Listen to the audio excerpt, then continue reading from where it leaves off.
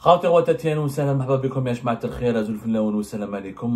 que vous allez bien, j'espère que vous vous portez bien.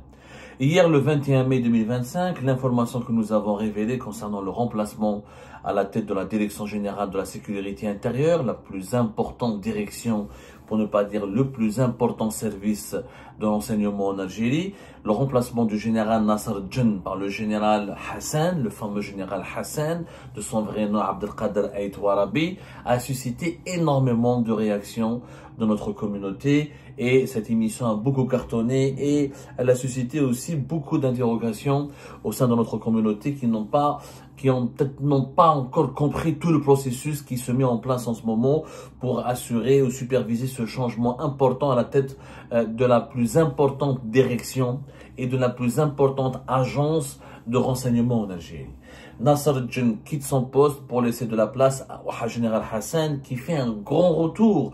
C'est le retour un retour même miraculé. C'est une réhabilitation inespérée, même auquel beaucoup de personnes personne n'y a cru d'ailleurs à ce retour. Le général Hassan Ait Warabi, je rappelle, qui était emprisonné entre 2015 et 2020, qui a été donné pour malade, pour très âgé, pour fatigué, mis à l'écart, pour un retraité qui coulerait ses jours heureux en tentant de se faire oublier, et finalement revenu au plus haut sommet de l'État algérien en dirigeant l'institution sécuritaire la plus sensible du pays, la plus puissante du pays, qui est la DGSI, le service de secret, les services secrets ou le service du renseignement intérieur, qui est chargé du contre-espionnage, de la lutte contre le terrorisme, la lutte contre la cybercriminalité, la criminalité internationale, le maintien de l'ordre, la corruption, les crimes économiques et financiers les plus graves. Le champ d'action et de prérogatives de la DGSI il est extrêmement large.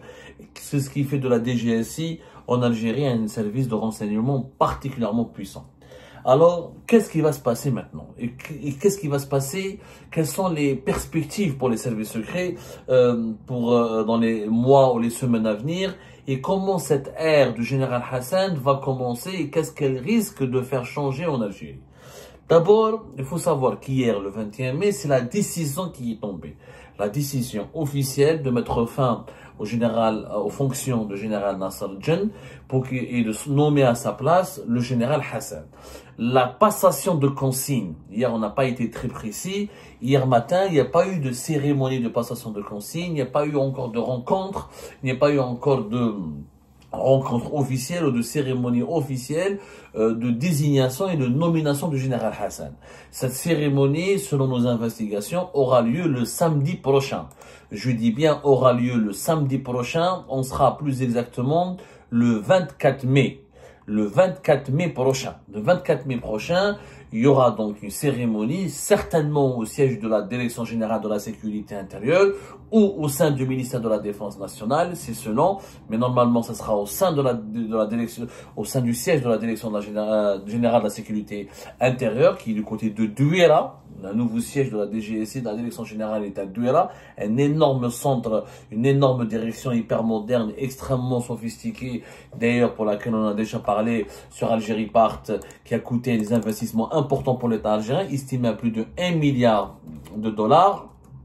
Donc c'est le siège des services secrets algériens en ce qui concerne le renseignement intérieur. C'est à Douéra, autour d'un ancien château qui relève de l'époque coloniale, c'est à Douéra. On ne va pas en parler, c'est peut-être, voilà, Holden, ancien château Holden, voilà. C'était d'ailleurs, à l'époque, il devait abriter le siège de la DSS, le projet Holden, parce que il est situé justement au niveau du château Holden à Douéra. C'était des biens coloniaux très prestigieux à l'époque, c'était un domaine avec plusieurs hectares, etc., qui a été donc récupéré par l'État algérien, ensuite qui a servi à des résidences, à une résidence pour le président Ben Bella, c'était sa résidence obligatoire quand il était emprisonné pratiquement, ensuite il a été libéré par Chad Ibn Jdid, et ce château Holden, autour de ce château Holden, il y a eu la construction d'une nouvelle infrastructure dédiée au service secret algérien, qui normalement d'ailleurs c'était la société chinoise qui a été désignée pour réaliser cette nouvelle infrastructure avec quelques sous-traitants algériens qui ont été triés sur le volet. C'est là où se trouve en tout cas le siège de la Direction Générale de la Sécurité Intérieure. Autour, les gens de Douala le connaissent très bien, on pouvait faire des recherches là-dessus, on en a déjà parlé sur Algérie Part. Le samedi prochain, il y aura la cérémonie d'installation officielle du général Hassan et la cérémonie, ce qu'on appelle la cérémonie de passation de consigne. Pour que vous sachiez de quoi il s'agit plus exactement. Maintenant, est-ce que il y aura des changements ou des bouleversements importants? Je dirais que oui. Oui, mais à condition. Les perspectives d'avenir de la DGSI algérienne et des services secrets algériens dépendent de deux étapes. Première étape, est-ce que le général Hassan va imposer sa personnalité? Le général Hassan, contrairement à tous les anciens patrons de la DGSI et tous les anciens patrons des autres directions des services secrets algériens, il est connu il a deux caractéristiques majeures qui sont à la fois ses atouts et ses faiblesses. Un, il a une autorité, il a un nom qui sonne. Nasser al-Djen, il a une autorité. Mais le général Hassan, il a encore une plus grande notoriété. Pour une raison très simple, le général Hassan au sein des services secrets algériens, c'est une légende. Il est celui qui a dirigé le SCORAT de 2006 à 2015. Le SCORAT, c'est le service de coordination opérationnelle et de renseignement antiterroriste. C'est l'unité d'élite des services secrets algériens à l'époque du dialogue du général Tofir. Toutes les opérations d'infiltration antiterroriste, de démantèlement des groupes armés, de traque des groupes terroristes nationaux et internationaux étaient menées par le SCORAT. Le SCORAT, c'est la fine fleur des officiers des services secrets algériens. Général Hassan est connu pour avoir été une personnalité, un homme difficile, charismatique, extrêmement... certains disent qu'il est nerveux, d'autres disent qu'il est brutal, d'autres disent qu'il est volontairement très sévère en tout cas, alors que sa sévérité tranche un petit peu, flirte avec la violence, son charisme flirte un petit peu avec on va dire, avec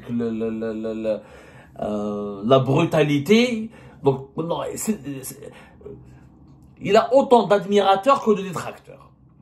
Mais ses admirateurs, comme ses détracteurs, reconnaissent en lui la sévérité, la rigueur, la personnalité très forte, l'autoritarisme, c'est quelqu'un de très autoritaire. Et cinquièmement, c'est quelqu'un qui ne se laisse pas faire. Le général Hassan ne se laisse pas faire. Pourquoi c'est important, ce que je suis en train de vous dire? Parce que la DGSI algérienne de 2020 à 2025, son autonomie a causé problème.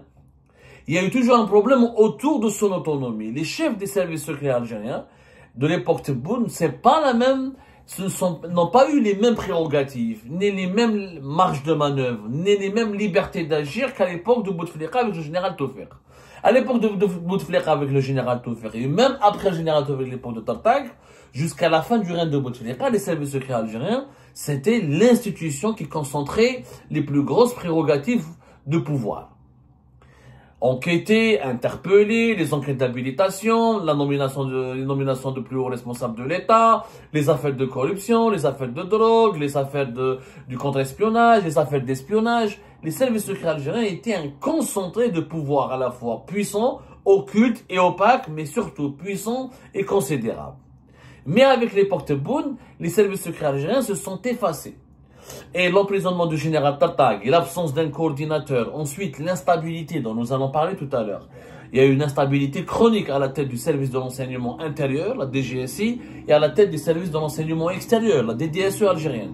Il y a eu pratiquement chaque année, les services secrets, les deux plus importantes directions des services secrets algériens, ont consommé pratiquement chaque année un directeur. Donc cette instabilité et la personnalité de ces anciens directeurs a fait en sorte que les services secrets algériens sombrent dans une certaine faiblesse. Et leur pouvoir et leur influence ont beaucoup décliné jusqu'au point où leur utilité ou leur place au sein du plus haut sommet de l'État algérien soulevait des interrogations. On ne comprenait plus. On doutait de leur efficacité, on doutait de leur pouvoir, on doutait de leur influence, on doutait de leur capacité à influencer ou à convaincre les décideurs du plus haut sommet d'État algérien d'adopter une certaine politique au détriment d'une autre. Général Hassan, ça ne sera pas comme ça. Le général Hassan, c'est pas le genre de dirigeant où qu'un conseiller à la présidence de la République pourrait l'appeler pour lui demander de faire ceci ou cela. C'est ce qui était malheureusement le cas avec plusieurs des prédécesseurs du général Hassan. Et c'est peut-être pour cette raison que Nasser al-Din a sauté, c'est parce que peut-être il voulait imposer un pouvoir, il voulait imposer un véritable service de l'enseignement et le patron d'un service de l'enseignement, normalement, ne parle qu'au président de la République. Il ne traite pas avec des conseillers de la présidence. Sauf qu'à l'époque de Tebboune, il y a eu une tendance fâcheuse. Les conseillers de Tebboune ont été dotés de larges pouvoirs et souvent sont délégués pour aller parler avec les hauts responsables de l'armée, les hauts responsables des services secrets. Ce que les responsables de l'institution militaire et des institutions sécuritaires ne supportent pas. Parce que c'est vécu comme une humiliation. De deux, c'est du mépris. De trois, un chef d'un service de sécurité puissant et influent ne peut pas normalement, il n'a pas le droit, il n'a pas ni le droit, ni les attributions, ni la permission de partager des informations sensibles avec un simple conseiller à la présidence. Le vis-à-vis d'un chef des services secrets, c'est le président de la République. Son directeur de cabinet ou son conseiller à la sécurité nationale peut assister à des briefings, peut collaborer, peut participer à des réunions, mais le chef des services secrets ou le chef d'un des services secrets du pays ne peut pas partager des informations et dévoiler des informations secrets défense confidentielles à un simple directeur de cabinet ou à un simple conseiller. Le général Hassan, il a cette culture de l'État. Ça veut dire que le général Hassan, il va pas se faire de Boualam demain va l'appeler pour essayer de le faire travailler comme il veut. Ça risque d'être très très difficile. Général Hassan ne va pas se laisser faire. Si demain Sidi Kamel Sidi Saïd ou la Belkhaïm ou un autre conseiller quelconque va essayer de prendre attache avec la direction générale de la DGSI, le général Hassan pourrait le prendre très très mal, il pourrait imposer de la sévérité, il pourrait rappeler à l'ordre ces personnes qui n'ont pas d'autorité sur lui. Le seul qui a une autorité sur le chef de la DGSI, c'est le président de la République et à la limite le chef d'état-major de l'armée. Puisque les chefs des services secrets algériens sont rattachés à la présidence, mais ils ont statut de militaire. Mais à part les deux, l'état-major de l'armée et le président de la République, personne n'a le droit de donner des ordres, des instructions, de soutirer des informations, de demander des rapports ou d'organiser des réunions avec le chef des services secrets. Qu'un conseiller ou qu'un directeur du cabinet veut participer ou veut faire le briefing ou faire des résumés, des échanges entre le président et les chefs des services secrets, c'est faisable. Ça, c'est une culture d'État. Même dans les pays développés, c'est comme ça. Même en France, c'est pas un simple conseiller à l'Élysée qui va appeler le directeur de la DGSE ou le directeur de la DGSI. C'est pas possible. Ou le ministre de l'Intérieur, ou le ministre des Armées, ou le président de la République. C'est toujours la hiérarchie. Donc, le général Hassan aura certainement pour tâche, et ce sera peut-être un premier test pour mesurer son influence, sa personnalité, s'il est réellement encore en forme ou pas, parce que le général Hassan, c'est qu'il est âgé. Nasser al-Din est jeune. Le général Hassan, il est âgé de plus de 75 ans. Et il a souffert d'un certain nombre de maladies. Et ça fait 10 ans qu'il n'a pas travaillé. Donc, c'est un véritable, les premiers jours et les relations avec l'entourage de Tebboune, et notamment les conseillers de Tebboune, qui outrepassent souvent les limites et leur pouvoir, et qui instrumentalisent souvent leur fonction, leur proximité avec Tebboune, pour réaliser des tâches qui ne relèvent pas de leurs prérogatives ni de leur mission. Donc, les rapports entre le général Hassan et l'entourage proche de Tebboune sera le premier examen qui permettra de mesurer la force et d'évaluer la force encore, si elle est intacte ou pas, de la personnalité du général Hassan.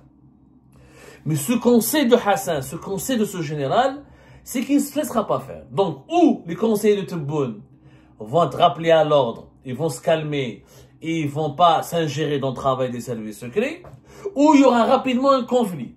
Dans ce conflit, où c'est le général Hassan qui va triompher, et qui va imposer le respect et la discipline, en leur disant c'est simple, moi si le président veut me voir, il n'a qu'à m'appeler, il me convoque, je viens le voir, je n'ai de compte à rendre qu'au président, je ne peux briefer que le président, je n'ai pas à partager des informations avec tout le monde au risque qu'il y ait des fuites, ce qui pourrait toucher d'ailleurs à la sécurité nationale. Donc les premiers jours seront déterminants, ce sera un examen déterminant. La deuxième étape, c'est qu'au sein de la DGSI en Algérie, il n'y a pas que le patron de la DGSI comme poste sensible. Il y a aussi le patron de la caserne Antar, le CPO de Antar, qui est le centre principal des opérations basé à Ben Aknoun, la fameuse caserne Antar. C'est le cœur battant des opérations de la DGSI. La DGSI, elle a un siège au niveau de la direction générale à Douira, mais elle a aussi le cœur de son pouvoir, de toutes ses opérations sont décidées à Antar. La DGSI en Algérie, comment elle est organisée? Dans toutes les wilayas, il y a ce qu'on appelle des CTL, des centres de traitement, de renseignement, etc. Ça, c'est les CTL. Ensuite, au niveau des grandes régions, il y a un directeur régional de la DGSI qui opère, qui est détaché, qui gère une base importante, qui est une sorte de direction régionale qui regroupe plusieurs wilayas. Ensuite, vous avez la caserne Antar qui est le CPO. Et le CPO, c'est le cœur battant, encore une fois, c'est le cœur battant de toutes les opérations menées par les services secrets algériens. Donc, le patron de Antar sera, est-ce que l'actuel patron de Antar, c'est le colonel Tariq? Il est attaché et c'est un fidèle collaborateur du général Nasser Djen. Est-ce que Hassan va le remplacer? Tout nouveau chef de la DGSI doit imposer son équipe, doit imposer ses fidèles collaborateurs, il doit ramener ou insuffler du sang neuf, ou ramener des collaborateurs qui ont sa confiance pour qu'ils puissent conduire sa stratégie, sa politique. Donc le poste de Antar, ou Hassan va imposer un homme à lui, ou, comme il y a une thèse qui circule, d'autres lobbies au sein du pouvoir, notamment la présidence algérienne, va essayer de lui imposer un chef à la tête de Antar. Si le chef de Antar est imposé à Hassan sans qu'il soit le premier choix de Hassan, général Hassan je veux dire, là ça sera compliqué. Là on aura une dualité. On aura une dualité, c'est-à-dire on aura un patron de la DGSI qui n'est pas en même phase et qui n'est pas très qui n'est pas en harmonie avec le chef de Antar. Ça pourrait créer problème. Ça pourrait vraiment créer problème. Donc Hassan, le général Hassan, le deuxième test, après les rapports et ses rapports avec l'entourage de Tebboune et ses conseillers, ça sera sa capacité à imposer rapidement un chef à Antar. Il doit imposer lui-même, choisir lui-même qui va être chef à Antar, qui va diriger Antar. Parce que encore une fois, le numéro 2 de la DGSI, c'est le patron de Antar, qui est la caserne, les unités les plus importantes de la DGSI sont localisées à Antar. Donc, juste après l'installation de général Hassan, les premières semaines vont nous permettre de comprendre quel sera l'avenir des rapports de force au sein du pouvoir algérien et donc quel sera l'avenir politique de l'Algérie.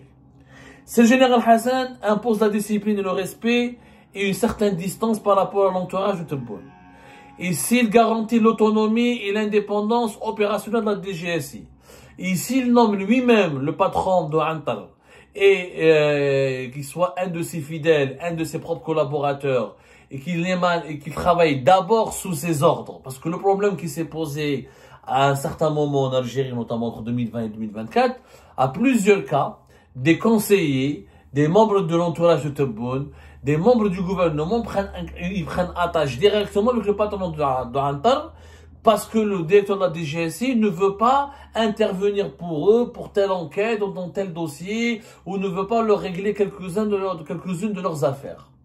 Et là, nous avons deux pouvoirs qui cohabitent, une sorte de cohabitation entre le patron de Antar et le patron de la DGSI. Et Antar travaille avec d'autres dirigeants, alors que le patron de la DGSI travaille avec des dirigeants différents des premiers dirigeants qui sont en contact avec le patron de Antar. Cette dualité est extrêmement mauvaise et elle a contribué à affaiblir les services secrets algériens ces dernières années. Donc, général Hassan a au moins 2 examens importants qui l'attendent. Et à la fin quand il rendra sa copie, à la suite de ces 2 examens, on saura réellement vers quelle direction se dirige l'Algérie. Si le général Hassan impose l'autonomie et la nomination d'un patron de Antar qui soit son premier choix et son unique choix, et s'il a affaire uniquement à Tebboune, là on pourrait dire qu'il y a une réforme importante au sein du pouvoir algérien qui serait un retour vers une normalisation de la gestion, une normalisation de l'autorité de l'État en Algérie, parce que la normalité auparavant, je vous ai toujours expliqué, le pouvoir algérien a toujours été stable quand il y avait 3 de ses composantes qui avaient des rapports harmonieux entre elles et qui coexistaient harmonieusement. Présidence de la République, état-major de l'armée et service secret. Les 3 composantes, quand elles coexistent harmonieusement et que chacune de ces 3 composantes a sa propre marge de manœuvre, sa propre autonomie et sa propre, on va dire, sa propre capacité à influencer le cours des événements dans le pays, le pouvoir est stable et une dynamique positive pourrait avoir lieu. C'est l'une de ces 3 composantes flanche ou tombe dans une situation de conflit avec d'autres composantes, ou si elle est affaiblie ou déstabilisée, ou son influence elle est réduite au minimum, au strict minimum, là le pouvoir serait instable. Parce que le pouvoir algérien a toujours fonctionné avec ces 3 piliers. Service secret, présidence, état-major. Si l'un de ces piliers est blessé, le régime algérien va boiter et le pays va sombrer dans une instabilité. Donc le général Hassan, s'il arrive à restaurer l'autorité des services secrets, à restaurer leur prestige, à restaurer leur influence, à imposer leur mot à dire, leurs paroles, et pour que les services secrets redeviennent la véritable boîte noire de l'État algérien. Alors là, l'Algérie pourrait amorcer une nouvelle étape. Une nouvelle étape qui peut aller vers moins de guerre de clans, moins de lutte intestine, plus d'intelligibilité dans la gestion des affaires de l'État, plus de pérennité dans la nomination de certains hauts responsables de l'État, et puis un changement peut-être de cap vis-à-vis de l'opposition, dans le dossier des libertés publiques et individuelles, parce que le général Hassan, il vient du monde du DRS. L'univers du DRS du général Taoufir, c'est l'univers du compromis, de la répression, de la dureté, de l'autorité, de l'autoritarisme, mais aussi du compromis. La génération du général Hassan sait ce que c'est que la démocratie, sait ce que c'est que les droits de l'homme, sait ce que c'est que la presse libre, sait ce que c'est que la voix des partis de l'opposition. Il sait très bien qu'il faut qu'il fasse un compromis avec ces valeurs-là pour que le pays puisse tenir et fonctionner. Parce qu'un autoritarisme absolutiste, aveugle, ne génère que de l'instabilité, que des frustrations, et ne permet pas de contrôler un pays. Il faut des bouffées d'oxygène, il faut des soupapes. Et les anciens de DRS du général Taoufir comprennent, ils ont cette culture de l'État, ils comprennent la nécessité d'avoir des soupapes.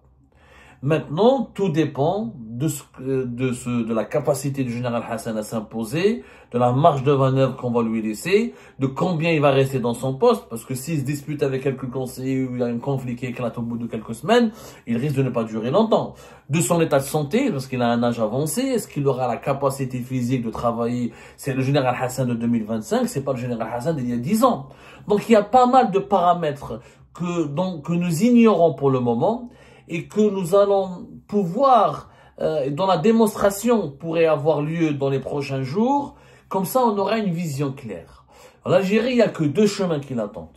Ou le chemin d'un retour à la normalité, un État cohérent, fort, mais qui est respectueux, qui donne une marge de manœuvre à l'opposition, à la liberté de la presse, aux libertés publiques, tout en gardant un certain autoritarisme éclairé et relatif.